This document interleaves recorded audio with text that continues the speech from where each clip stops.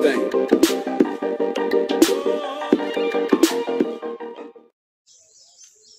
Hai, Assalamualaikum dan salam sejahtera. Selamat datang ke channel Cikgu Umi Ros. Tajuk daya dan gerakan 1. Kita akan sambung tajuk 2.1 gerakan linear, iaitu pita detik dan persamaan linear. Eksperimen menentukan sasaran, hal laju dan pecutan. Tujuan untuk mengkaji gerakan linear di dalam makmal. Alat radas yang terlibat ialah bekalan kuasa 12 volt arus ulang alik, jangka masa detik dengan frekuensi 50 Hz, landasan, troli, pita detik dan wayar penyambung. Ini adalah rajah sebenar jangka masa detik. Kabel yang digunakan untuk membuat titik pada pita detik. Bagaimana jangka masa detik berfungsi? Jalur bergetar 50 kali setiap 1 saat apabila ia bersambung dengan bekalan kuasa. Jalur bergetar menebuk titik pada pita detik. Maka terhasillah pita detik seperti dalam rajah ini.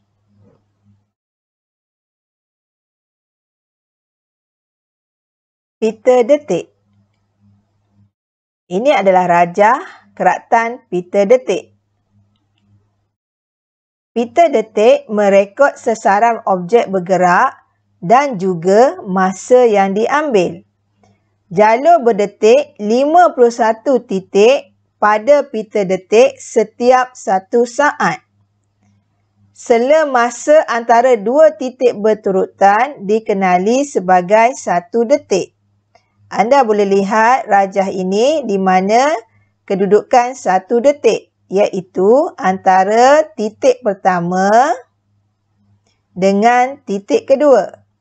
Itu adalah sela masa, iaitu 1 detik. Terdapat 50 detik pada pita detik dalam masa 1 saat. Jadi untuk mengira tempoh masa 1 detik, 1 bahagi 50 bersamaan dengan 0.02 saat. Kenapa 50? 50 ialah frekuensi bagi jangka masa detik, iaitu 50 Hz. Untuk mengira detik pada rajah ini, kita akan kira dahulu berapa detik yang ada, iaitu 1, 2, 3, 4, 5, 6. 6 detik kita kali dengan masa 1 detik 0.02 saat, maka jawapannya ialah 0.12 saat. Kita akan lihat jenis gerakan pada pita detik. Pita detik yang pertama ini, kalau anda lihat, kedudukannya adalah sama. Gerakannya ialah hal laju seragam. Gerakan yang kedua ini anda boleh lihat bahawa kedudukannya semakin jauh. Maka ia adalah hal laju bertambah seragam atau objek alami pecutan. Dan yang ketiga ini anda boleh lihat keratannya, iaitu kedudukan titik-titik tersebut semakin rapat. Ini bermakna hal lajunya berkurangan, iaitu objek nyah pecutan. Mari kita lihat bagaimana menghitung hal laju purata pita detik. Pada keratan ini, panjangnya ialah 12 cm. dan bilangan detik yang ada ialah 5. Kita senaraikan maklumat yang ada dahulu. Dan kita kira masa bagi 5 detik, kita dapat 0.1 saat. Masukkan dalam formula hal laju iaitu panjang pita detik bahagi dengan masa detik. Setelah dikira, nilai hal lajunya ialah 120 cm per saat. Seterusnya kita nak tengok menghitung pecutan pita detik.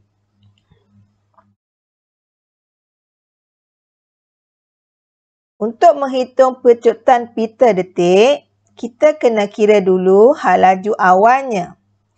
Jadi pada detik yang pertama ini, panjangnya ialah 0.5 cm.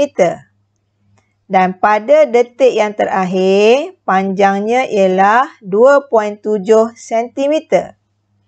Kita kira dahulu hal laju awal U 0.5 bahagi dengan 1 detik sebab panjang ini berada pada masa 1 detik. Maka hal laju awal ialah 25 cm per saat. Kemudian kita kira hal laju akhir iaitu untuk detik yang terakhir ini panjangnya ialah 2.7 cm dibahagi dengan masa 1 detik 0.02, kita akan dapat nilainya 135 cm per saat. Kita kira masanya untuk keseluruhan bagi pita detik ini. Di mana cara nak kiranya ialah N tolak 1 kali 0.02. Rajah pita detik ini mengandungi 10 detik. Anda boleh kira detik yang ada pada rajah ini. Maka 10 tolak 1 kali dengan 1 detik 0.02. Kita dapati masa untuk keseluruhannya ialah 0.18 saat. Untuk mengira pecutan, masukkan dalam formula pecutan V tolak U, hal laju akhir tolak hal laju awal, dibahagi dengan masa. Kita masukkan nilainya, maka nilai A ialah 611.11 cm per saat. Seterusnya kita nak lihat carta pita detik hal laju seragam. Apabila kita ambil beberapa keratan dan kita tampalkan seperti ini dan dipelotkan grafnya panjang melawan masa, kita boleh lihat keratan ini sama panjang sahaja. Dan kalau kita lihat pada detiknya, jarak antara titik adalah sama. Jadi keratan pitanya sama panjang.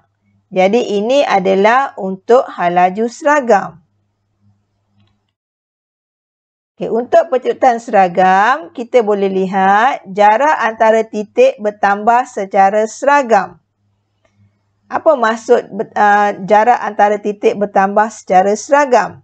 Anda boleh lihat dalam rajah ini, setiap keratan ini pertambahannya adalah sama di antara detik-detiknya. Jadi panjang keratan pitanya bertambah secara sama. Ini adalah graf bagi pecutan seragam. Dan yang seterusnya, carta pita detik hal laju berkurang seragam. Kita boleh lihat jarak antara titik berkurang secara seragam. Di mana panjang pitanya juga berkurang secara seragam. Persamaan gerakan linear. 5 kuantiti fizik dalam gerakan linear dengan pecutan seragam diwakili dengan 4 persamaan gerakan linear. 5 kuantiti fizik itu ialah U, hal laju awal, V had laju akhir, A pecutan, T masa dan S sasaran. Ini adalah persamaan gerakan linear yang pertama. Dan ini adalah yang kedua, iaitu V sama dengan U tambah AT. Nah, ini adalah yang ketiga, S sama dengan UT tambah setengah AT kuasa 2. Dan ini adalah yang keempat, V kuasa 2 sama dengan U kuasa 2 tambah 2AS. Kita akan lihat contoh-contoh pengiraan yang melibatkan persamaan gerakan linear. Sebuah bas bergerak daripada keadaan rehat memecut dengan pecutan seragam 6 meter per saat per saat. Berapakah had laju bas selepas bergerak selama 15 saat? Kita keluarkan nilai kuantiti fizik yang ada, iaitu had laju awalnya kosong kerana bermula daripada keadaan rehat. Pecutannya 6 meter per saat. Masanya ialah 15 saat. Yang dicari ialah nilai V. Kita pilih persamaan linear, iaitu kita dapati persamaan ini iaitu V sama dengan U tambah AT melibatkan kuantiti fizik yang ada dalam soalan. Masukkan nilai dalam persamaan, kita akan dapati nilai V ialah 90 meter per saat. Ini bermakna bas itu bergerak pada had laju 90 meter per saat selepas 15 saat. Contoh yang kedua, sebuah kereta bergerak daripada Pegun dengan pecutan 5 meter per saat sejauh 800 meter. Berapakah masa yang diambil oleh kereta itu untuk bergerak sejauh 800 meter? Kita keluarkan nilai yang ada. Had laju awalnya ialah kosong kerana bermula daripada Pegun. Pecutannya ialah 5 meter per saat. Sasarannya ialah 800 meter. Yang kita cari ialah T. Cari formula yang ada kuantiti fizik yang terlibat. Masukkan nilai dan setelah kita kira, kita dapati nilai T ialah 17.89 saat. Contoh yang terakhir, sebuah van memecut daripada keadaan rehat dengan pecutan 4 meter per saat selama 10 saat. Pemandu van itu kemudian menekan pedal brake dengan daya yang seragam. Van itu berhenti setelah bergerak sejauh 150 meter setelah brake ditekan. Hitungkan nyah pecutan van itu setelah brake ditekan. Dalam soalan ini ada dua situasi, iaitu sebelum menekan pedal brake dan selepas menekan pedal brake serta berhenti. Kita tengok dahulu untuk nilai sebelum membrake. Had laju awalnya kosong kerana bermula daripada keadaan rehat. Pecutannya ialah 4 meter per saat. Masanya ialah 10 saat. Kita cari nilai V yang terlibat dahulu, iaitu had laju akhir. Formula yang dipilih ialah V sama dengan U tambah AT. Semua nilai kuantiti ini ada dalam formula ini dan yang kita nak cari ialah V. Maka kita dapat nilai had lajunya ialah 40 meter per saat. Untuk kes nilai selepas membrake, had laju awal adalah 40 diambil daripada had laju akhir 40 meter per saat. Had laju akhirnya ialah kosong kerana keadaan van itu berhenti. Nilai ataupun sasarannya ialah 150 meter dan yang dicari ialah A, iaitu nyah pecutan. Formula yang terlibat ialah V kuasa 2 sama dengan U kuasa 2 tambah 2AS. Kita masukkan nilai yang ada, kita akan dapati nilai A-nya ialah negatif 5.3 meter per saat. Kenapa negatif? Kerana van ini mengalami nyah pecutan, iaitu pecutannya semakin berkurang. Terima kasih kerana sudi menonton video ini. Jika anda rasa video ini mendatangkan manfaat kepada anda, sila tekan butang loceng, like, share and subscribe. Jumpa lagi. Bye.